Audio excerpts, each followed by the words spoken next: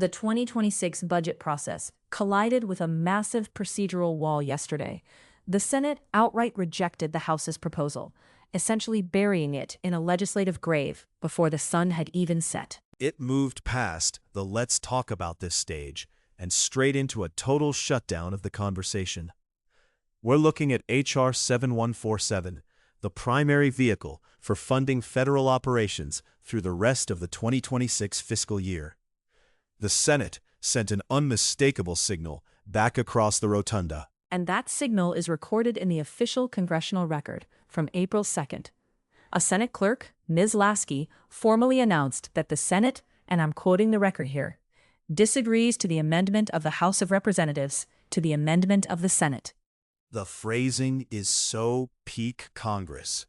The amendment to the amendment to the amendment. It creates this nesting doll of disagreement, where each layer of procedure makes it harder to remember what the original argument was even about. But beneath those repetitive layers is a breakdown in governance. For weeks, we've been tracking this exchange of messages, the back and forth where both chambers try to resolve differences without the headache of a formal conference committee. Yesterday's move suggests that exchange has officially turned toxic. This goes far beyond a minor dispute over a local grant or a niche research project. This is the Consolidated Appropriations Act. It represents the bulk of the federal budget. The formality of the Senate's rejection is what strikes me. Usually, leadership leaves some room for a counteroffer, but this was a flat, procedural no. The House transcript shows the message was delivered with zero fanfare. Yet it carries immense institutional weight. It signals a total impasse. We have to remember that the fiscal calendar is relentless. Every day of total impasse brings the risk of a government shutdown closer to reality. Think of it like two people trying to agree on dinner. The House says, let's go to this specific pizza place, but only if they have gluten-free crust. Instead of suggesting a different restaurant, the Senate sends a formal letter stating they disagree with the crust, the pizza place, and the very act of receiving the suggestion. The Senate was particularly allergic to one part of that meal. As the record shows later in the afternoon, the friction is centering almost entirely on one department. If you've been following the news for the last month, you already know the culprit. Homeland Security. It's the perennial ground zero for these budget fights. It seems like we can't fund a single national park or veterans hospital without litigating the entire border security debate first. Every single time. Yesterday, the focus shifted specifically to the Department of Homeland Security Appropriations Act for 2026. The House attempted to attach what's known as a further amendment to the Senate's version. In legislative mechanics, that's a power move. You take a bill the other side needs and glue a controversial policy rider to it, hoping they'll swallow it to keep the lights on. It's the classic bitter pill strategy. The House message was, we'll accept your Senate amendment, but only if you accept this additional change of ours. But the Senate didn't even bother to debate the change. They refused to even acknowledge the House's terms. That highlights how polarized the border security issue has become.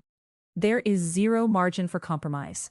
The Senate leadership looked at those House changes and decided that even entertaining them on the floor was a non-starter.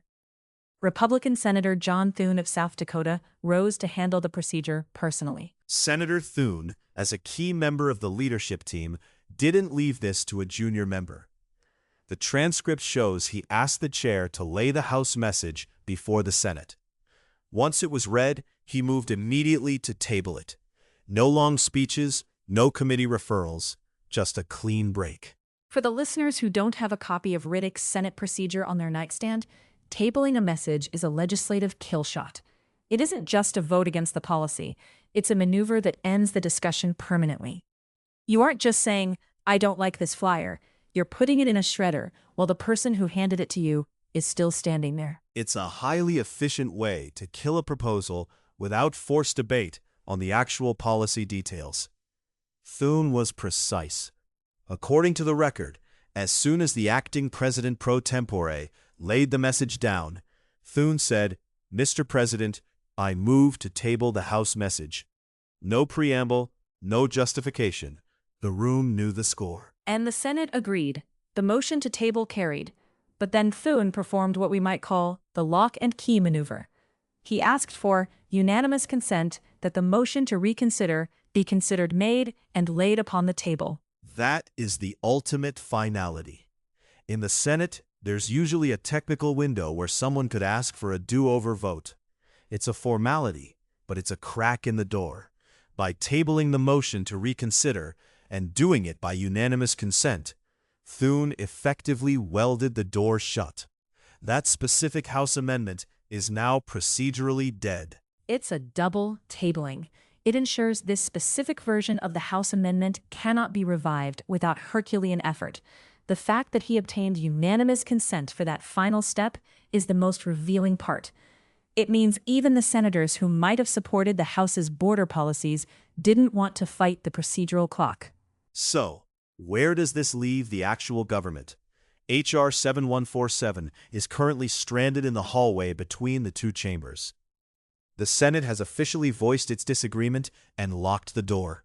Paige, if you're advising the House leadership today, what's the move? The options are all difficult.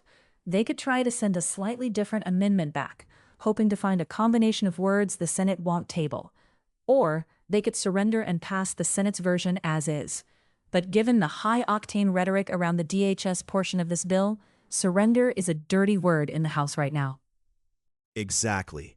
The House amendment was a reflection of specific priorities, things like increased detention bed mandates and wall construction funding.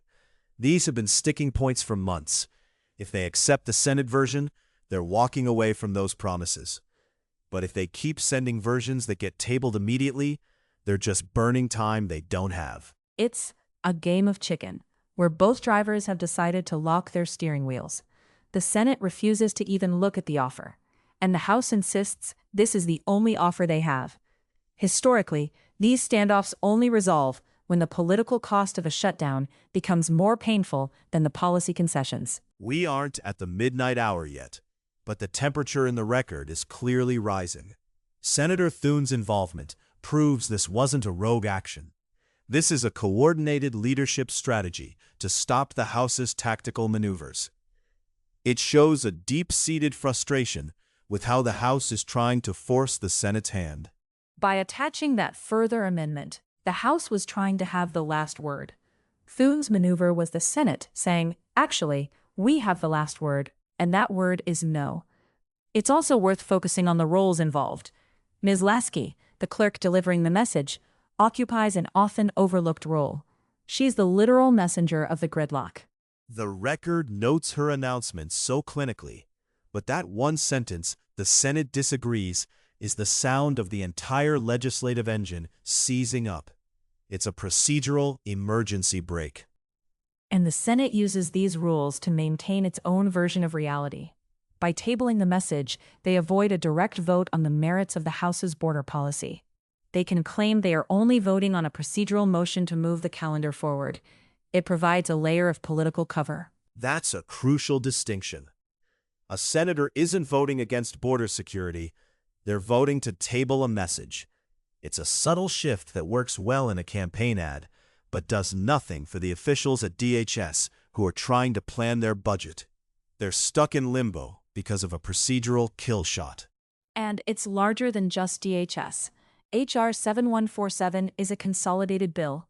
It's an omnibus-style package. It bundles funding for 12 different subcommittees. Because they can't agree on the DHS piece, funding for national parks, veterans programs, and scientific research is all being held hostage by this one disagreement. The all-or-nothing approach. You could theoretically peel off the non-controversial parts and pass them, but then you lose the leverage needed to settle the hard stuff. So the entire ship remains docked because of a single disputed container in the cargo hold. It's an incredibly expensive way to manage the ship. Looking at the next few days, the House has to decide if it wants to try another ping. If they do, the Senate can simply repeat the table and lock maneuver. This could continue until the money actually runs out. The Senate's message felt so final. When you disagree to the amendment of the House, to the amendment of the Senate, you are declaring that the current path is a dead end. You are demanding a new map. Which usually points toward a Big Four meeting. the top leaders from both parties and both chambers sequestered in a room to find a deal. But those meetings are an admission that the floor process has failed. Yesterday, the floor process didn't just fail, it was systematically dismantled. By a simple motion to table. It's efficient, cold, and very characteristic of the Senate's institutional power. The record only devotes a few lines to this entire exchange. Just a few sentences of dialogue representing billions of dollars and months of committee work. The brevity is the most striking part. Thune asks to lay the message, moves to table, asks for unanimous consent to lock it down, and the Senate moves to the next item. The acting president pro tempore says, without objection, it is so ordered. And that's it. The budget process is frozen, but the clock keeps ticking. It's a reminder that the most significant shifts in Congress often happen in these quiet, disciplined moments. No grandstanding, no shouting matches about the fate of the republic, just a very precise application of the rules to end a conversation the Senate was finished having. I want to revisit the tactical choice of that further amendment for a moment. The House Resolved Clause specifically said that the House agreed to the amendment of the Senate with an amendment. Why take that risk instead of requesting a formal conference committee? A conference committee is a bureaucratic marathon. You have to appoint managers, hold public meetings, and draft a formal report. It takes weeks. Exchanging messages is the high-speed alternative. It keeps the power concentrated in leadership's hands. But the downside is what happened yesterday. The other side can kill your momentum in 30 seconds. So, the House tried to use speed to force the Senate's hand, and the Senate used the rulebook to hit the brakes. It's the classic clash between the two chambers. The House is designed for majority rule and quick action. The Senate is designed for deliberation, and quite frequently, obstruction. And the Senate's stopping power was on full display. The entire Republican leadership was aligned on this. If you look at the floor attendance during the move, it was a coordinated signal to the House. Your amendment is dead on arrival. It brings us back to the central reality of 2026. Homeland Security is the pivot point for the entire federal government. If they could resolve the DHS dispute, the rest of the consolidated bill would pass in an hour. But since they can't, we're left watching procedural showdowns over messages and tabling motions. There was also a notable lack of pushback from Senate Democrats during Thune's motion. The record doesn't show a roll call vote, which indicates it was likely handled via a voice vote, or was so overwhelmingly supported that no one bothered to ask for the yeas and nays. That suggests a rare moment of Senate unity against the House's specific approach. If the Senate is united in rejecting the House's further amendment, then the House is truly backed into a corner. They can't play Senate Democrats against Senate Republicans. They are facing a unified institution that says this is not the way forward. I wonder what the mood is in the Speaker's office this morning. Are they reviewing the record and looking for a new strategy? Or are they planning to send the same amendment back just to see if the Senate has the stomach to table it again? Precedent suggests they might try one more ping before admitting the process is dead. But Senator Thune's use of unanimous consent to lock down the motion to reconsider was a very loud way of saying the Senate's patience has expired. It's the legislative version of I said what I said, and what they said was a definitive no. Before we close, that detail about unanimous consent in the Thune Maneuver is worth a final thought. In a Congress where everyone disagrees on everything, the time of day, the color of the sky, the Senate found total consensus on one thing. They all agreed to stop talking to the House about this bill. It's the ultimate irony of the 2026 budget cycle. They reached a state of total consensus on the fact that they are at a total impasse. That wraps up our look at the floor proceedings for today. We'll be watching to see if anyone dares to pick up the paddle for another round next week. Stay informed.